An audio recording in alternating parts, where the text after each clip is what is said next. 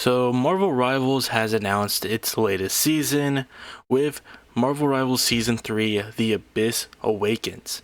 In the wake of the time stream entanglement, Null stirs deep within Quintar's core, stretching his shadowed hands across the cosmos. Power promised by the dark symbiote god beckons the awakening of a new queen.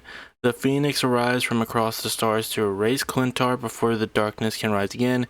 However, she will require unlikely aid from a warrior of two worlds who lives to fight against the tide of night. As the god of the symbiotes and the Phoenix Force collide, will you burn with the light of creation or embrace the darkness? So let's check it out.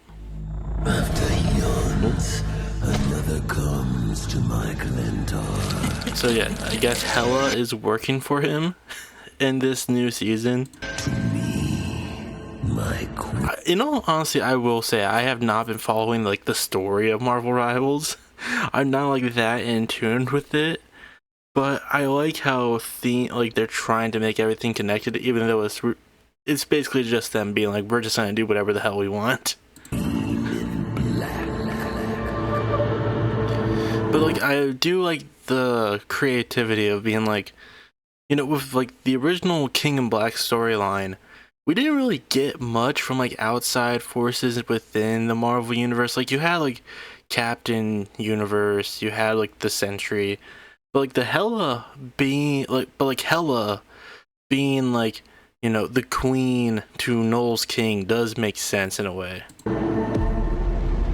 Same with like the Phoenix Force getting involved as well. Like that just makes sense. Like you have a being that is purely like, I just want to, sink the world into darkness, and the cosmic entity opposed to that would obviously be fire, especially with like symbiotes involved. That's all about rebirth as well.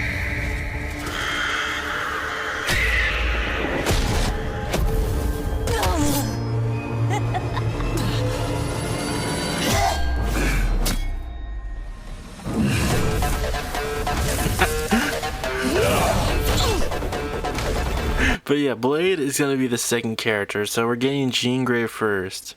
And, like similar to how we got like Emma Frost last season and then Ultron halfway through, we're getting Jean Grey when the season starts, and we'll get Blade halfway through. I love that they finally introduced Blade.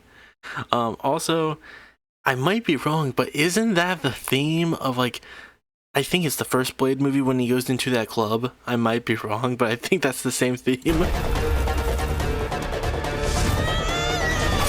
Also, they even switched up some of the animation here, and it just looks so sick.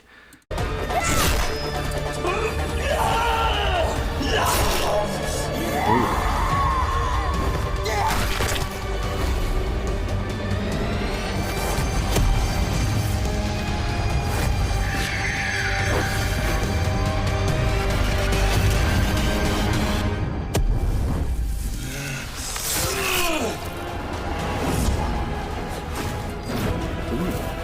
I guess that's like a Phoenix 5 a costume for Blade. Is coming, and time will spiral into darkness. I like that they also gave him like a different haircut as well.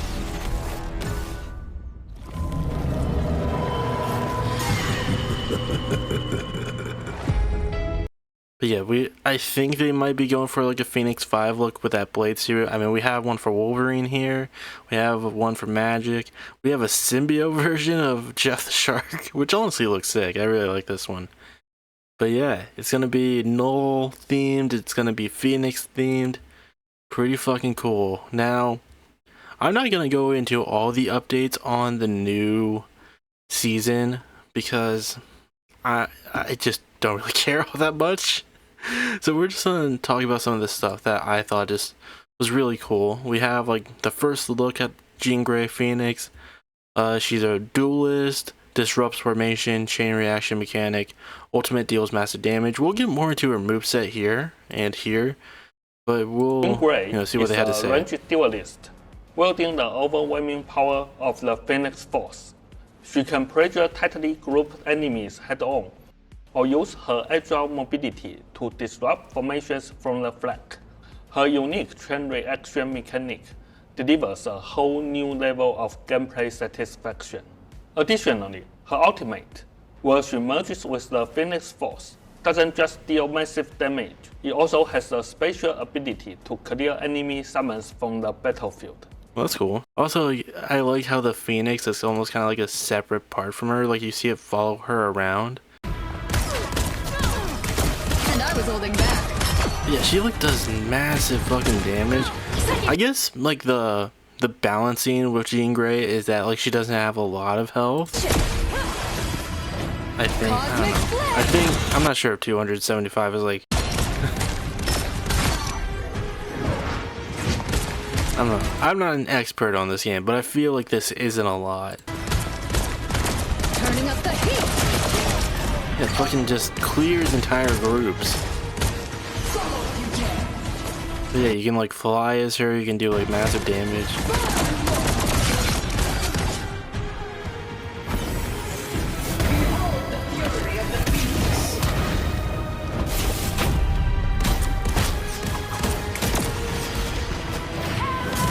Yeah, look at this ultimate.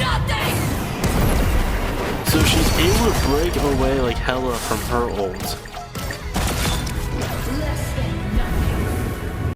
It's just like, it's so insane. I feel like this is obviously like something they'll probably nerf right away when they do like the mid-season update. But we'll just have to wait and see. She could, I don't know, at least from like this footage, the footage is always there to make the new character look as great as possible. But I feel like this is going to be a tough one. I feel like this is going to be one that everyone's going to jump on immediately just because she seems really OP. But again, we'll have to wait and see until launch to see if that's true or not. But going into her abilities, there's a passive that attacks marked enemies. On third hit, Phoenix also attacks and deals additional damage. Her E is combined with the Phoenix, can float directionally in this state. There's a shift that is a teleport, a right click that is the burst of flame from the ground, and an ultimate which is launch upwards, then send out and control the Phoenix where it explodes on impact and then deals damage after. And also I guess kind of does like knockback, because we saw that with like the Hela ult where it was able to like hit her and I guess like send her backwards. I'm not sure. But there's also like a bit of like cosmetic changes that they're also going to add to the season. Starting off, MVP animations can now be used with any costume for the same hero. Can mix and match MVP animations. Use any costume and equip any MVP from any other costume of the same hero.